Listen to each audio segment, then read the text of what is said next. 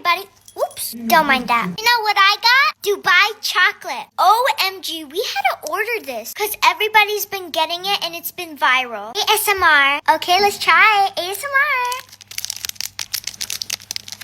Looks super good. 3, 2, 1.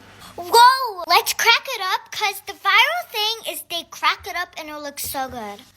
Let's just appreciate how beautiful the chocolate looks. Dubai. Okay.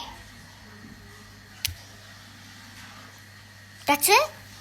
I did it, Mom. Look. No little string thing.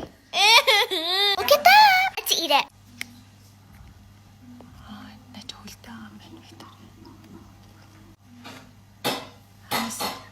So good.